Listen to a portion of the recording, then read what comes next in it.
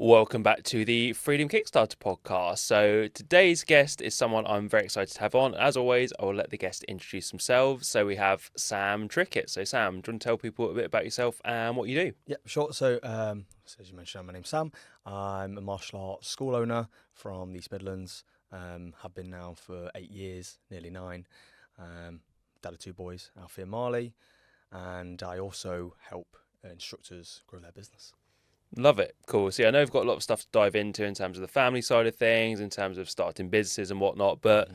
one thing I thought would be cool to kick off with is that, like myself, I know we spoke before, you've never really had like a proper job or certainly not long term. Mhm. So what was your foray into business? What got you started wanting to work for yourself? Sure. So I left college 2016-ish. I worked for my dad briefly, who owned a stove. He sold stoves and fitted stoves. Anyway, he owned a showroom as well. I was the one that manned it, with zero sales experience, so I never really sold any stoves in the time I was there. But during that time, actually, that's when I first started doing other things. I'd try and sell stuff online, toothpaste, whitening toothpaste on Facebook. That was my first touch of like trying to get into entrepreneurship, right? Um, anyway, did that for a while. Eventually, I got an apprenticeship at a motorbike parts dealership, where they basically sold motorbike parts online. I picked and packed them, and then got them sent off. And I did that for a while. I'd been promised the opportunity to earn commission doing that. 6 months went by, nothing came of it. Another few months went by, nothing came of it. Anyway, I then decided I wanted to do Camp America and go on Camp America. So I went to America for 3 months in 2017 in the summer. And whilst I was there, I basically met lots of different people from all around the world. I knew that I had more to give than just picking and packing parts in a warehouse and shipping them off. And I had an opportunity lined up at home to start teaching kickboxing and make a business out of it. So I decided when I was there that I'd email my boss, let him know what the crack was, so that I could get back and get started. So I did. Came back. I did for the first 6 or 12 months when I was back. As much as I started my first class, was doing a few one-to-ones. I was doing a little bit of labouring for my dad as well, who he runs a loft conversion company local to where we live. So I was doing labouring for him, as well as teaching a few classes, say one-to-ones and whatnot, and trying to get it up and running. Yeah, that's how it all sort of first started. Nice. So what did it look like then, sort of doing the labouring and trying to build the business on the side? Because I know for me, that's kind of similar to what I did. So I suppose anyone watching this will probably know my story, but went to London to be a personal trainer, was shit at selling, so had no clients. Moved back to Southampton. I was like, I need to have some kind of income. It's taken a while. And I worked part time in a running shoe shop just to Mm. give me kind of that, financial breathing room, so to speak, and sort of built mine up from there. So was it kind of similar for you? Was it just sort of trying to juggle stuff? Like, what was that process like? Yeah, well, I was doing 5 days a week with my dad, and I knew I didn't want to be doing it too much longer, being in the cold. I remember one of the last few jobs he got me doing was for the whole day in the cold cleaning bricks. I was like, nah, I need to be doing different things to this. I appreciate the opportunity that it gave me, and it gave me a little bit of money. But no, anything I have really sort of earned in those in that first year or two, I was saving and then reinvesting back into my own skills and knowledge. So yeah, that first year, anything I earned, I was going back into courses, workshops, weekend courses, mainly around like marketing, business structure, but mainly learning how to generate leads and turn those leads into bookings and then members, right? And I worked with a variety of people over time, joined coaching groups, one-to-one mentorships, and I just kept doing that until things started to stick. Probably wasted thousands on Facebook ads, just learning and trying. But I wasn't only doing it to grow the business. I genuinely really enjoyed it and had a passion for it. And I wasn't very good, but I knew that if I just develop these skills, they're going to help me not only grow my own business, but potentially give me the skills to be able to help other people in the future. And that used to get me very excited, knowing that I've got family members who are in business who could potentially do with help further down the line. Brother, for example, not that he was doing it at the time, he was doing other stuff, but he's potentially in the next few years going to be going into his own business, and I knew that I could attain some skills to potentially help the likes of him and anyone else in my family as well and friends.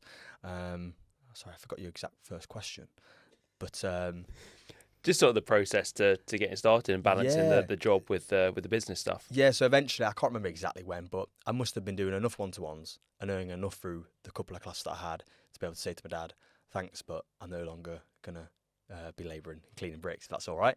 And I'm just going to crack on. And he was always dead supportive and was like, yep, go for it. And I spent probably, so we'll get into it in a moment, but Alfie was eventually born in 2019, but I spent the good part of a year just doing a few classes, 10, 15, 20 one-to-ones a week, whatever, earning decently, but not doing loads in terms of pushing for growth, just enough to maintain really and steadily grow. Then in 2019, we found out that Jess, my partner, was pregnant with Alfie. We were both very young. She was 19, I was 20 years old, and I had a decent thing going with the classes, and I knew that I just needed to do more and grow it really. Just to interject, was that in someone else's facility? Were you doing it in your own place? Yeah, no. So the way it works with what I do is I am part of an organisation. Effectively it's a franchise agreement, but it's a good agreement. I can't knock it, to be fair. So I pay a fee. I won't go into what that is, but that fee goes out, and then it's up to me to go away and to hire a facility. So I run out of school halls, village halls, etc. And I still do now. So just basically push that. Yeah. Nice. And just going back, I definitely want to talk about kind of that catalyst of Alpha being born and a trigger for growth and everything. But you mentioned about spending a lot of courses on marketing, that kind of thing. Was there anything in the early days that was really particularly useful? Anything you still use now? I suppose on the flip side, anything that was really bad? Again, you don't have to name names of course and stuff, but anything that stands out? Yeah. So in that first year, all I knew was that I needed to have something out there to get eyeballs on my stuff, and I didn't really know anything. So I thought I went with the common thing, which was leafleting, right? So I got a basic leaflet design. No, really, like the copy on it was dreadful, really, looking back. Lots of different call to actions, no offer, really, nothing majorly desirable. Anyway, spent lots of time delivering leaflets through doors, didn't get a lot, hours and hours, didn't get a lot from it. And then what happened was, Jess, my partner, she had epilepsy, quite bad for a few years during this time, right? And there was a point at which she had to stay up all overnight to be sleep deprived so she could go in for an EEG the next day at hospital. But the week prior to that, I'd bought a book off a guy called Gordon Bircham, who I did eventually end up working with a bit. Anyway, I read his book. I think it's called The Martial Arts Business Mastery. Read it back to front in this one night whilst we were staying awake. And I'm not that it matters too much, but I'm dyslexic. I never really read any books. Was never bothered. This was the one book I'd only ever read. 19 years old. Read it front to end in one night, and I was like, this guy knows. This guy knows what to do. So I was really excited, like sleep deprived because I've been up with Jess all night, but really excited because I knew that I needed to work with this guy and get involved with his community. So yeah, I did. After we had a bit of sleep, I eventually probably read it again and highlighted sections, searched for him again online, and booked onto his weekend course. And the course was all around marketing, basically, for your martial arts school, and like the basics. And then part of it also was Facebook ads. So we're sort of talking 6 odd years ago now. So Facebook ads then were different to what they are now in terms of how much they cost, the way to run them, the logistics, etc. They're much easier. And anyway, I went on this course, took what he had to offer, went home, implemented it, and started getting leads, started getting new people coming through the door. I was like, okay, I just need to, and don't get me wrong, like what he was teaching then was like good enough, but it wasn't amazing. I've then gone over the years and developed my skills around copywriting and building automations on the back end and stuff and properly nurturing people. But it was the thing that gave me a bit more leverage, and I was able to start growing a little bit faster. So I was just chucking money at Facebook, really. And then from there, I've worked with multiple people, different people in the industry. Spent a lot of money just learning, getting the different resources and skills to be able to grow. It's interesting you say about flyers and leaflets not really working. So I remember that time I was in London, I was trying to get some clients outside the gym as well. And I remember paying a fortune at the time for a graphic designer to do me some flyers, and I had no clue about marketing. And yeah, I must have handed out, 500 odd flyers, again, going around Wimbledon Common, all the nice houses, putting them through people's doors and stuff. And I look back now and I remember the flyer, the main thing on it was my home address, where I wasn't even training people out of there, but I'd just given the designer a brief, and it just had the address at the top in like big bold letters. And then I think further down it was like personal training. And at the time, I could not work out why they weren't working. I was like, these people have got money and they want personal training, and no one's buying. But yeah, I suppose at the time you don't know what you don't know really. So it's Yeah, exactly right. You don't know what you don't know. My leaf, I just quickly like my leaflet. I just had all the information. Like these are all the days and times. This is who we teach. Like everything, which obviously you want to structure it much better than that. And yeah, I mean, don't get me wrong. I've done a little bit more leafleting work, like EDDM stuff, like with some clients recently. That works well, but yeah, back then, no, it was crap. yeah. I remember my tagline as well was effort plus fun equals results. That's good. I just have to sort of give myself a face Oh palm. my God. Like even though you didn't know a lot about marketing, you should have taken a bit more time to come up with that. But anyway, yeah, Yeah. live and learn, I suppose. Yeah, exactly. Yeah. So find out your son's going to be born. Yep. What's the? I mean, I'm sure there's lots of things going around your head, but Mm. business wise, what's the plan? You said that was what really spurred you into action. Sure. So just quickly, so what happened is I was at Jess's one day. She was still living with her parents, and I was living with my mum at the time. I'd spent the night there. I was driving home. It was good weather. I was in my Corsa, driving down the country road. Anyway, I'd left in the morning to go and do whatever for the rest of the day. Probably wouldn't see her until the day after. Got a call as I'm driving. She just shouts down the phone, "Turn around now!" Screaming, shouting, crying. I was like, okay. Didn't ask any questions. I was like, yep, no, sure, coming back now. Turned around in the middle of the road, drove back, and I just knew. I just told myself she's pregnant. I thought she's either something really bad's happened. I don't want to, or she's pregnant. So anyway, drove back to hers. Mum answered the door. And she was like, "Yeah, you better get upstairs." Walked in. She's bawling her eyes out, crying in hysterics. Really, I was like, "Just tell me what's the matter." She's like, "Yeah, I'm pregnant," and like she was so worried to tell me. And I just sort of laughed and smiled, like in a way, like I was, because I'd always dreamt or thought about the idea of being a young dad, but it didn't, like, I can honestly say I've never ever been like worried or nervous about becoming a dad at that age. I was just like, okay, cool, let's go. And then, I mean, there's even a photo somewhere, but I remember literally being sat on the bed. We'd spoke about the idea of having a baby now that we knew. Must have been half an hour later. I'm sat on the bed and I'm doing things. Like I'm like, okay, I need to work on growing this class. I need to reach out to this person to get on this course. And yeah, I just started going at it. And I didn't stop. It's ruled my life. Like all things business and growing the business, like teaching the kickboxing but growing it, has ruled my life this past 6 years. I won't change it because it's put me in the position that we're in now. And it's been hard and it's been stressful. But I've also, fortunately, genuinely enjoyed the process. And I love the process to all this stuff. So, yeah. And from a practical standpoint, what did you actually do? Like, were there new systems you put in place? Was it new marketing streams? I think from what I can remember correctly, if I can remember rightly, I'd learned a few things at this point when we found out pregnant with Alfie, and I'd implemented them. Like, for example, like generating leads via paid ads, right, on Facebook. And I did that for a while, and then I stopped doing it because it's like, well, classes are growing, and then they weren't growing, and then they were probably going down slightly. But I was like, oh, well, I'll just make it up by doing more one-to-ones, spending more time for 25, 30 quid an hour. Anyway, I soon figured out, like, after finding out that we were going to have Alfie, that wasn't the way forward. If I wanted to be able to have as much time with him as I want, it was actually the classes that I need to focus on, because we charge anywhere, the equivalent between, like, at the time at least, between £8 and like £10 a class. So if I can get 20, 30 people in that class, that's going to be better than the one-to-ones. I think what I did is I just pushed what I already knew, but it wasn't that great what I knew. It turns out it wasn't that great.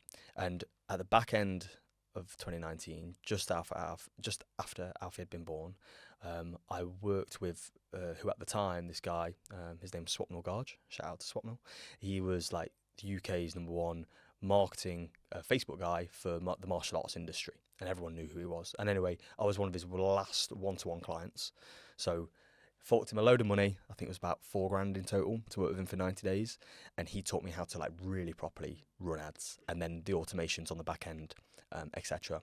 So between what I'd learned elsewhere and working with him, I sort of came up with my own structure to things. And I have worked with other people in the industry as years have ggone on, a guy called Dan Woodruff, who's helped me loads over the years. And I just sort of like everyone, like I've learned bits and bobs from different people, and taken it in, gone away and applied it, iterated it to suit myself and to work for myself, and just sort of come up with my own way of doing things that's fits well for me and my business. Got it. And I guess there's been a drive in a lot of industries, particularly anything fitness related, to take things online. Has that ever been part of the business for you, or have you solely focused on more of the in-person stuff? It's definitely come across my mind, wanting to take martial arts online and trying to look at how that would be work as a structure. And there's people doing it, like running courses, coaching programs online. And I have briefly played with the idea. Like I've had a few members that have paid me money, and I've worked with them online somewhat. Maybe not specifically martial arts, but and every time I've done it, I'm like, yeah, this isn't really actually what I want to do, because it's that whole thing of like, just because you could do something doesn't mean you should do it, right? So I've tried bits and bobs, and then every time I have, I'm like, yeah, no, I don't really want to do this, because I'm not like, unless I'm loving it and I'm enjoying it, I want to be doing other things. So no. Well, there's a lot to be said for that. I think we often see people saying, "I'll go online," and we think, "Oh, that's what I must do because that's most scalable." You know, I can work from anywhere. But like, a friend of mine owns a gym, and he used to have an online coaching program for dads, and he scaled it quite big, and he's making really good money from it. He just said it was draining. Like every time I went to Facebook, he didn't like it. And he's very much a people person. He loves coaching, and so actually, even with his gym, he does most of the classes. He's like, I love it. I could do 4 or 5 classes a day. It gives me energy. I don't feel tired at the end of it. I could do a whole day of classes and feel good about it. He's like, why do I want to go back online, basically? Yeah, exactly right. And I think a lot of people think that that's the right way forward, is to go online. I see a lot with PTs, right? They want to push online because they promised all these opportunities by going online, but the dynamic changes between you and the client when you go online. So like if I was to go online teaching martial arts, which might work really well for some people, it wouldn't work so well for me, because I get a buzz off being in the room with however many members it might be, 20 odd, whatever, and just being in that environment and the energy that comes by being in that environment. And it's not the same online. You know, during COVID we had to go online, and fortunately we made that work well. I managed to retain like 100 plus members online throughout the whole period, but I was putting in a lot of effort into running Zoom classes, creating that community, pushing more on that front. Yeah, but I wouldn't want to go online full time. I think people forget about the downsides of online as well, as in pretty much everything I do is online these days. So for me, I love it. But then I think especially something like fitness, and I think it's probably martial arts as well, people forget things like if you're in person, you can often just, someone's down the road, you ring up, they inquire, you ring up, have a 10-minute chat, they're like, yep, cool, sign me up, I'll do X many sessions a week. Whereas online, you've got sales funnels, you've got calls, it costs a lot more to acquire a lead generally. And then those people don't stay as long. Unless your service is absolutely amazing and incredible value. I mean, it obviously depends what you're offering and the price point and stuff, but have someone stay more than a sort of 6 to 7 months is pretty good going. Whereas it's only an N=1 example. When I was doing personal training, by the time I wrapped up, I'd had clients who'd done like 8-9 years with me, and the average time someone stayed was probably about 2 years. Which you just don't tend to get online. Yeah, no, exactly right. Yeah, exactly right. And I've got members that have been with me now for 6-7 years, and I think that the main reason they've stayed and continued training with me is not just, yes, partly for the kickboxing to develop their own skills and become better martial artists, but also it's the community, it's the environment that they're in, the social aspect to it. We work hard, we train hard, but there is, they're a part of something, and obviously people want to be a part of something, whether they know it or not. And if we didn't have the in-person classes, the dynamic, the vibe, the energy wouldn't be the same. What do you do to foster community and keep people coming back? Good question.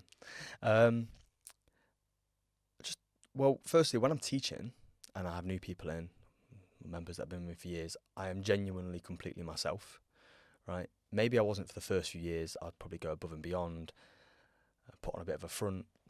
And don't get me wrong, I think every different situation that we enter day to day, we slightly tweak the way we are depending on who we're in front of, right? But mostly I'm myself, a bit quirky, maybe a bit silly, maybe I'm a bit strict sometimes and serious. So just having just totally being myself in class and working with people and letting people, showing people that I truly care for them, and I know their name. Make sure I call people by their name, and not only do I know them, but I know their circumstance normally. I know what they've got going on outside of kickboxing, and maybe I know their children, or maybe if they're a child, I know their parents or their grandparents. I've always made an effort to really get to know the member. So I think that's helped a lot over the years, and I like to show people that I truly care, because I do.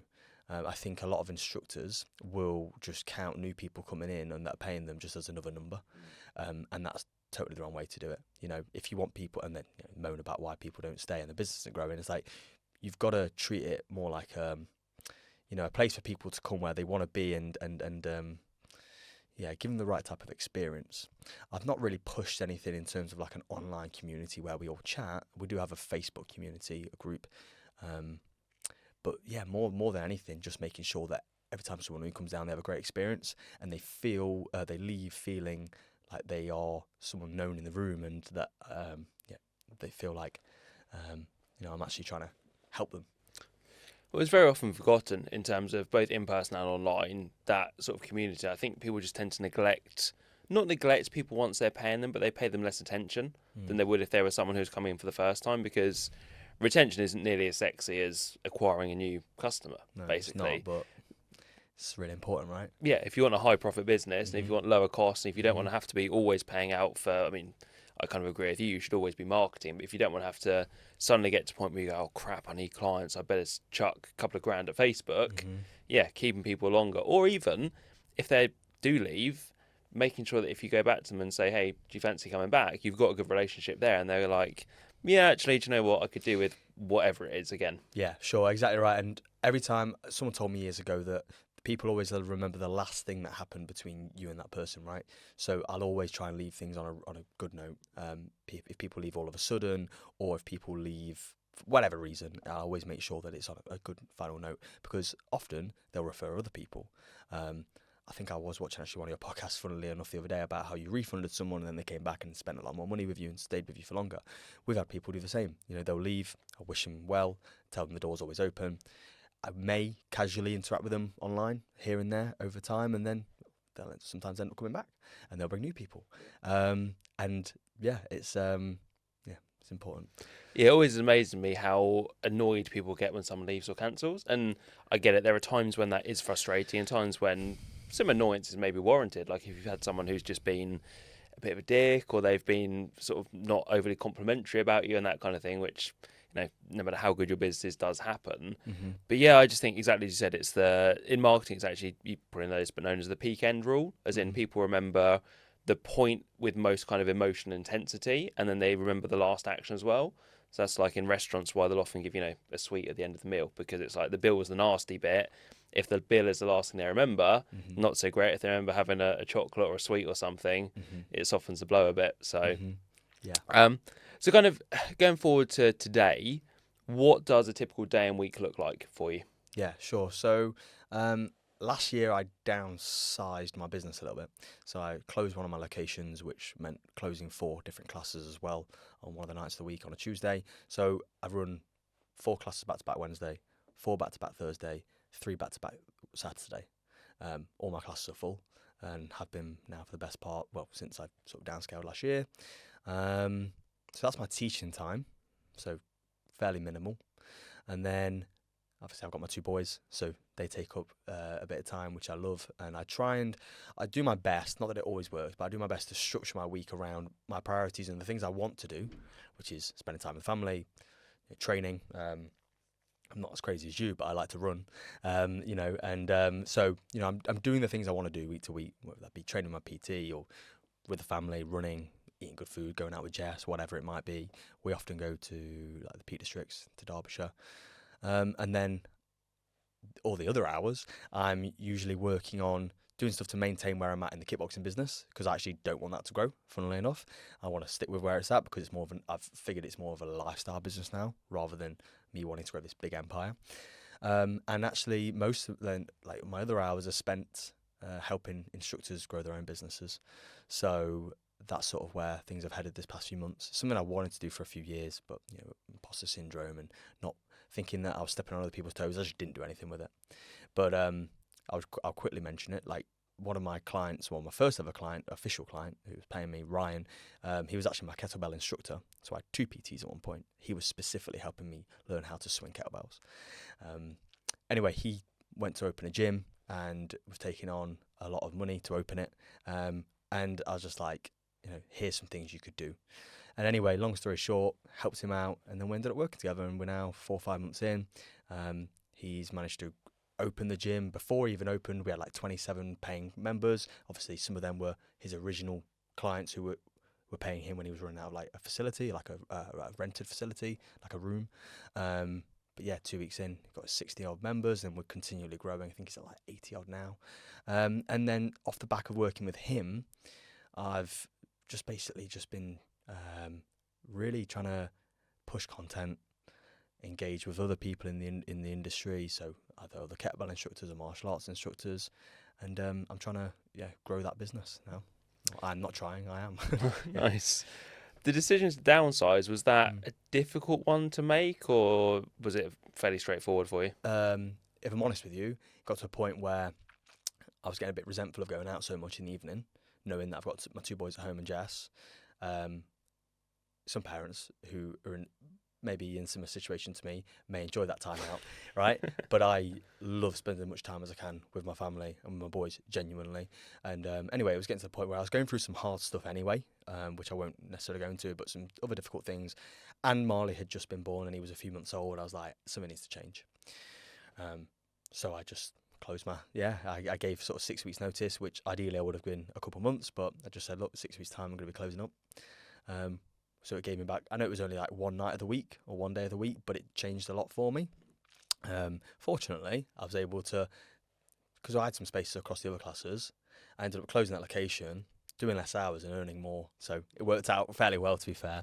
And then in terms of, like I got to a point a few years ago where I was either going to have to stay where I was at because of how much I was earning, or I had to really push for growth. And I thought maybe I want to hit 500,000-600,000 members, different locations, staff. And then as I got more into it, I was like, I don't know if I want this. I saw other people online, yourself, lots of other people in similar industry to me, doing their own thing online, earning decently from it. And I knew that I had skills to offer, and that I loved helping people in the best way I possibly could when it comes to like growing their business. And I knew I had something, so I was like, well, I'm just going to do that. So yeah.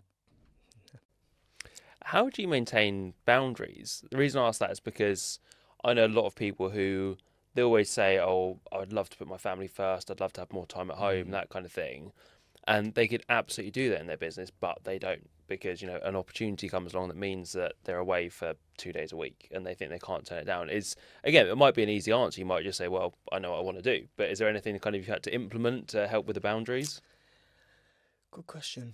I think that I've always told myself, like, I've got a figure that as long as I'm being paid that each month to pay the things I need to pay for, my bills, my kids' stuff, to be able to invest a little bit, whatever, I'm cool. And as long as I've got the time to be able to then work on the things I want to work on, that's cool. Like I used to work in a behavioural school I did for a year, and I used to do every Monday, and I earned quite decently just for 4 or 5 hours on a Monday, like hundreds and hundreds of pounds. And I genuinely did love working with the kids as well. And it was a really good gig. I got paid 3 months in advance every time. Like, it was decent. And I was like, yeah, I don't want to do this anymore. So I just dropped that, because to me, it was more important to have my Monday back to be able to work on the other things I want to work on, spend time with the family and stuff. Yeah, so I don't know. I think, like I said, I've told myself, as long as I get this much each month to pay for these things, and that's fine, because then I can work on the other things I want to work on, and it's not all about the money. And I know that, okay, even though there's an opportunity there where I could be earning whatever, like straight away, maybe like delay gratification, right? Like I just pause on that, because I'm going to build this other thing, which is eventually going to 10x that, and probably take less time from me. So is that the plan with the helping other coaches then? Yeah, exactly right. Now, I'm not sure if this is the official name for it, probably a little bit cringy, but It's just an exclusive reveal. yeah, exclusive reveal. Yeah, I'll probably change it over time, but I've called it the Streamline Instructor because I want to basically help other instructors recognize and show them how they can really streamline their business, and it's not as difficult. It's a case of, like we mentioned earlier, you don't know what you don't know, and be able to help them, show them that it's not too difficult to get out there and to get your first 10, 20, 30, 40, 50 members and grow it and whatever, as long as you're taking little bits and little steps one at a time and doing them in the correct order. So yeah, that's the plan with this, is to be able to scale it. I mean, yeah, I don't know if we're talking figures or what, but I do want to push for the bigger numbers over time. But I'm about 5-6 months in now. I've got a handful of clients, and my focus at the minute is just to be able to help them as best as I possibly can, or like sort of over deliver. And spread as much goodwill as I can amongst the community, like other people that I'm engaging with online, and just help people where I can, in the hopes that it all comes back, really. And I don't have an offer that I necessarily have out there that anyone can go and find. If I want to work with someone, I will present them an offer. So if anyone wants to work with me, they can't find anything, they have to ask me. And that's sort of the way I like doing it at the minute. It just makes it a little bit special. So, but that will change eventually. Yeah.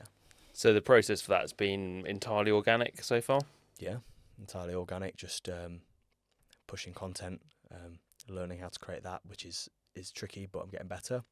And then, like I say, just trying to genuinely help people. I've been doing a lot of casual engagement with different people, a lot of kettlebell instructors, it turns out. So that might be the route that I end up niching down on, kettlebell instructors.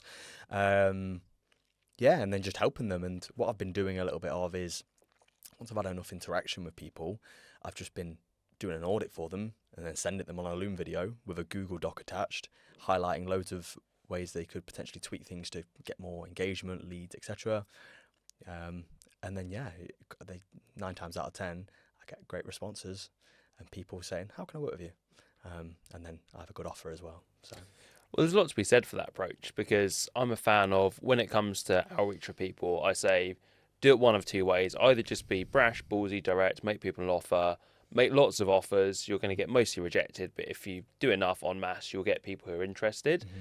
Or you go completely the other end of the spectrum, like sounds like you're doing, which is you genuinely offer value, you genuinely delay that pitch for quite a while, you get to know people, you think, can I help them? Do I want to work with them? Mm-hmm. Is there stuff I can actually do for them that's going to essentially put one in their pocket? Mm-hmm. If there is, then I'm going to offer them even more value. And for me, a lot of people get it wrong because they kind of go halfway in between those two. And I call it blended pitching. You get the whole, hey, your business looks awesome. What are you working on right now? Oh, I'm doing this at the moment. Oh, that's amazing. I love it. How long have you been doing it? 10 years. Oh, okay. We help business owners like you. And I'm just like, straight up. No, if you pitch me straight away, I don't mind. That's fine, because you're just being out there and it gives me an opportunity to say yes or no. But if you hook me in with a bit of what's effectively time wasting, that pisses me off. Maybe I'm too precious, but I think I agree with you. Just to essentially say the way you're doing, I think is great, because it is a long play. If someone came to me and said, I need to put $5,000 in my pocket tomorrow, what should I do? I wouldn't give them that approach. But if you want to build a sustainable business that lasts and has really good relationships, that's exactly what you want to do, whether it's martial arts, copywriting, business coaching, any of that stuff. Yeah, I think you're right. And I mean, I've only got a handful of clients at the minute, and we're only a few months in with some of them. But I think because that was my first, it wasn't the first touch point, but it was the first thing that I properly reached out to them with, and it was of value. And I was hopefully showing that I genuinely care, because I do.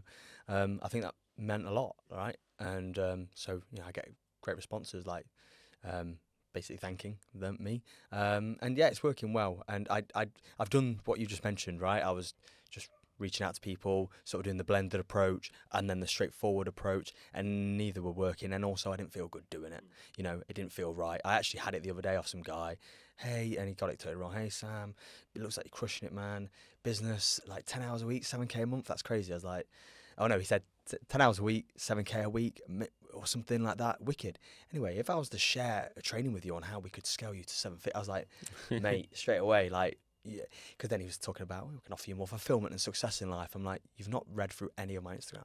You've not looked at any of my pin posts, which specifically talks about the fact that I do everything I want to do, earning a decent amount of money to work on the other things I want to work on.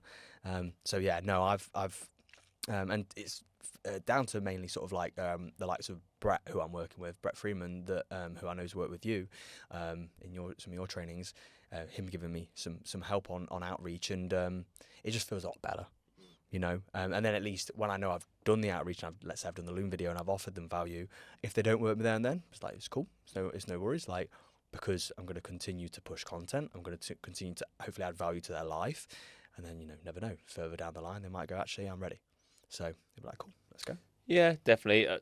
Great point about people not looking at you and your business and even doing a bit of research. I think I get people who message me and say, if we could book you 20 qualified calls a week, how Sounds would like that hell. be? Yeah, I'm like, no, I'd rather stick pins in my eyes. Yeah, But yeah, thanks for the offer. Yeah. But no, I think it's that kind of thing where even if you're fully booked, I say to people, keep trying to do that stuff, and I'll hold my hands up. I'm rubbish at doing it consistently as well. I'll go through phases and then not do it. But just having those interactions and conversations with people and keeping top of mind as well. And people throw around the term value, and they think that value is putting out a post that says, 5 tips for so-and-so. And it kind of is, but I think much more to your approach in terms of if you can actually give someone personal value that shows you've looked at their business. And you're right, there's probably a best time for sending something like that Loom, and it probably is after a few touch points when you know their business a bit more. Not to say that doing it sooner is wrong, because I also teach people that you can do it sooner as well. But ultimately, if you don't need the business now, yeah, go for that kind of, well, you said earlier, delayed gratification, basically. Yeah, and that's what I've been doing. Like, even with the bit touch points that we had before me reaching out to them, it's not necessarily about business. Like, often I'll just comment on something they're wearing or they're doing. You know, I wear Birkenstocks a lot, and for some reason, apparently, a lot of people that lift kettlebells wear Birkenstocks with socks. So I'll just say silly stuff, break the ice a little bit, and then sometimes we'll have a little bit more of a serious chat. And even then in the DMs, I might just be like, "Oh, I noticed that post. If you just do this, it might mean that this happens." So I'm planting the seed a little bit. If I do that enough times, as long as I'm getting decent response, I'm like, okay, I'm just going to do the Loom now, and it's working well. So I'm going to crack on for the time being. But yeah. Yeah, we had a previous podcast guest, also copywriter, Al Clooney, and he said about one of his big things is trying to find common ground. So like you said about the Birkenstocks Yeah, I type watched thing. his podcast. Yeah, it's I think he may use the example of a baseball team. Like he follows baseball and reaching out to people when he sees like that. And I think that kind of thing, people don't think about that, but it would be like, I remember I spoke to a prospect probably about 6 months ago, and we didn't end up working together, but I was chatting to him and he was out in Austin, and we were sort of doing the formalities. He said, so whereabouts are you? I said, I'm in the UK, place called Southampton. You've probably not heard of it. It's about an hour from London. He went, I spent 6 weeks when I was in a band. We recorded in a studio in Southampton, and all of a sudden it changed the dynamic of the conversation. It went from being quite kind of stilted and it was fine but nothing special to all of a sudden he was like, well, we need this done, like, can we send you some stuff and you can have a look at it? I was like, it's cool. And it made the whole thing so much easier. Yeah, exactly right. Yeah. So with the sort of business coaching type thing, helping other owners, that sort of stuff, what's your process for that? Have you got kind of both in terms of when you work with someone, what are the steps you go through, and then also how do you balance that around your class teaching? Yeah, good question. So what I'll do initially for anyone this far that I've worked with sort of past 6 months, I've done the initial outreach through the Loom, right? They'll then come back to me and I'll say, cool, let's just hop on a call and just like, I'll ask you a few questions, then you just talk to me. And they'll talk to me for half an hour, whatever, and I'm just making notes as we go along. And then, with a bit of conversation in between, but then I'll usually say like, look, these are the things that I recommend you go away and do, etc. And I'll sometimes actually give them some resources to go and do that. And I offer, so I don't mind saying, before I charge a fee, I show them the fee, and I'm like, but before we get to that, like, I want to show you and offer goodwill, so it's 10 days free. So it's like pretty easy, right? So they come in on the 10 days free, help them out, and then towards the end of that 10 days, hopefully they're like, yeah, well, Sam actually does know what he's on about, and he's actually given me some reasonable resources to go and use, and they've worked. So I am actually interested in working with him further. And then there's a monthly fee attached to it. And what I've been doing so far is I'm saying, right, we'll focus month by month, and this month we'll get all this covered and done. What do you think? and then they'll either say yes or no, or actually I want to work or focus on this, and we'll make it work, and then we'll come up with an agreement, and then we'll go, cool, and we'll go away and do that. And so far I've been able to execute on all those things, which is sometimes a little bit stressful because you've said you're going to do this thing, and then you have to go and do it. So there's been some weeks where it's been steadier. It's like, yeah, I've got all these resources already. I can hand them out and get them using them and whatnot. And then some other weeks I'm like, okay, how am I going to do this? But it's always sort of, so far at least, worked out. And that's the way I'm structuring at the minute. I've got plans very soon, hopefully come April, to be launching like a 90-day program, which has all the content sort of ready and gives everyone everything they need to go away to be able to start growing their classes. But at the minute, yeah, it's just like a one-to-one consultation type thing. And do you find there are commonalities between things people either are getting wrong or should be doing but aren't? Yeah, it's the same old age thing as like people. Well, actually, that's not true. I was going to say people need leads. Not everyone needs new leads. They have leads in front of them. It's just a way of getting those people, starting conversations with people and getting them booked in. So that's usually the first thing. Let's say like someone's got a decent Instagram, for example. They don't know it, but there's hundreds of leads all around them through people that have been engaged with their posts, view their stories, comment, and we do a bit of outreach initially, so it's not costing them anything but their time. Get bookings, those people come in, they sign up on direct debit, so then that's cash every month. So then we sort of generally take that cash and reinvest it into other lead generation strategies should we need to. But yeah, the main thing, like the first three things usually, or the main three common issues that instructors have when it comes to growing the business, is they're not getting the leads at the volume that they need in order to be able to get the right amount of bookings to then get the right amount of members that they need each month.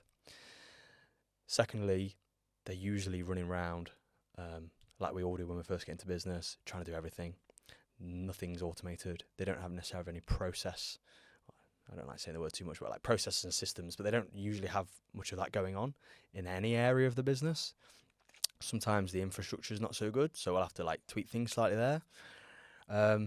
Yeah, and they're running around trying to do everything. Like one I worked with recently, they're doing like 2 or 3 classes 5 days a week, but they're earning almost nothing, and these classes are half empty. So it's like, right, strip them right back. We'll just do 6 a week, and we'll push them first, and we'll grow them, and then we'll look at reopening the other ones.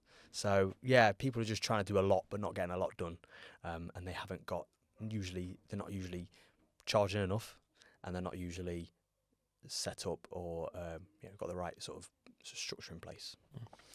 I found it quite interesting recently that I put out a thing that I was doing an offer with a business partner, and we kind of laid this offer out on social media and qualified and everything. And it was surprising the number of people who reached out with, I was astonished at how big their social media followings were. And we did ask, obviously, how much do you tend to make? And it wasn't terrible money, but the number of people who were sort of making like $3,000 a month off a following of sort of 125,000, you're like, Crazy, isn't it? there's a mismatch there. But those people would probably say, I need more leads. And you're like, don't really. No. That's a lot of people seeing your content. Something else is probably amiss that's not needing more eyes on your content, really. Yeah, no, exactly right. Like, for example, one of my clients that I work with, he's not got any more than 2,000 followers, and then probably has a few hundred viewers per story he puts up, and maybe gets maybe 100 likes per post.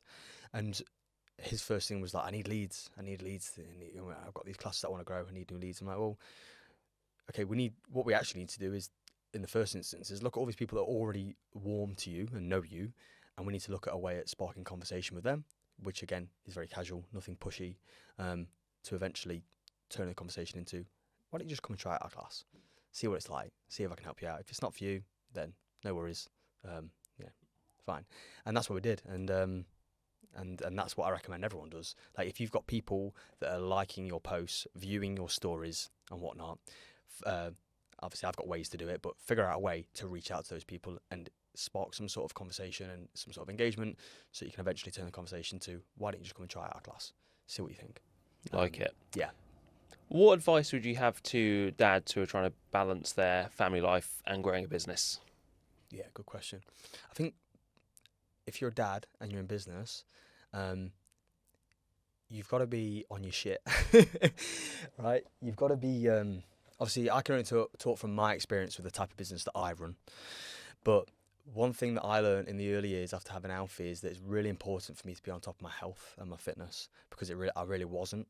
I don't think I mentioned this to you before we got in here, but when we first had Alfie, I was like top end of 80 odd kilos, like really overweight, unfit. Bearing in mind I'm a kickboxing instructor. Can't blame Alfie, but that year that we sort of found out we're pregnant with him, and then that year after, I just didn't train. Like I went from training 4 or 5 days a week when I was just training kickboxing to not training at all, to then teaching loads of classes, eating shit, staying up late, waking up early, all that stuff, right? So what I figured is that I need to get on top of my health and fitness, and that was a priority. So because one, I'm on top of that and sleep as best as I could, but once I'm on top of that and I'm feeling better, like physically, and then mentally feeling better, more clarity and whatnot, and then that sort of tips over into other areas of my life. So most important thing, any recommendation from me for dads that are in business is make sure you're on top of your health and your fitness, because it impacts everything. Money, like everyone's always said, money is just a thing. Like, doesn't matter if you got loads of it, if you can't get out of bed, what's the freaking point? So yeah, I really personally, I just really pushed on getting fitter and healthier this past few years, because also what I found is that, you know, like for example, I've done a lot of running this past few years, done a couple of marathons, and then just like generally just for fun, just running long distances, and it fuels me up. Like I've had some of the best ideas around business when I'm on those long runs. Yeah. You know, you obviously can relate. Like maybe not when you're like 200 miles. I'm sure you're probably thinking just about wanting a bath and eating food. But training and exercising and feeding my brain oxygen has been great, because it's given me loads of great ideas, which I've then gone away and implemented and tried, and they've ended up working. And Yeah, it seems to be a common theme in terms of asking a lot of people, even up to previous guests we had on, Pete, who's had sort of multi-million-pound companies and various sort of high-value exits and stuff. Even he was like, the most important thing is exercise. Like, he's a triathlete now, but yeah, he said sort of the first bit of his day is, you know, not stressing about work, not opening emails. It is doing something for him and getting out for him it's obviously a swim, bike or a run. But it's, I would relate to that 100%. I mean, I know that not being a dad, I'll caveat it with that, but for me, if I have a day where I'm lazy, like I don't train, I don't get my steps in, all that kind of stuff, work is just, it's more difficult, like it's more draining. I mean, this morning I just got a quick workout in before started work. By the time I got to the laptop at 7:20, I felt awake, energetic, alive. You know, I was ready to sort of, I was going to say go hard. That sounds very, very cliched and sort of hustle culture. But yeah, knock out kind of a good hour and 40 minutes of really solid work. So yeah, as you can imagine, I'm 100% in agreement with that. yeah, no, I thought you would be. Cool. So we'll wrap up with the final 5 in a minute. But before that, Sam, if people want to find out a bit more about you or get in touch, what's the best place to go to? Yeah, sure. So my Instagram handle is Sam Sam Trickett, I believe. I think I'm right in saying that. And then on Facebook, just Sam Trickett. But mainly for like what I'm pushing nowadays with helping the instructors, I mainly just sort of focus on Instagram. Perfect. I should put those in the comments for the video. Thank you. So, final 5 questions. First of all, if you could gift any business, marketing, copywriting, or mindset book to someone, what would it be and why? To someone. Who are they? Let's say the you of 6-7 years ago. Okay. What would I give them? What would I recommend? Oh, there's so many options. I mean, I forget. Is it Dan Kennedy, the one-page marketing? I forgot what his book's called. That one. Yeah, because that just helped me a lot. Learning it. Yeah, I love marketing. I love lots of things, but I love learning all around all things to do with marketing. So I forgot what the exact book is called, but I want to say it's called The One-Page Marketing Plan by Dan Kennedy. I might have that wrong. That's all right. I can whack it in the comments anyway. Book, So yeah. That's fine. We'll put that one in. I just say anything by Dan Kennedy as well. I think is always a good shout for definite. Second question: we're going for a coffee, and I'm buying. What's your order? Espresso with a little bit of hot water, half teaspoon of brown sugar. That's me sorted. Nice, good stuff. Question 3, you're having a dinner party and you can invite any 3 people, living or dead. Who do you want to invite? Okay, living or dead? That's a good question. I'm probably going to invite Muhammad Ali. I had all his posters on my wall as a kid. What else am I going to invite?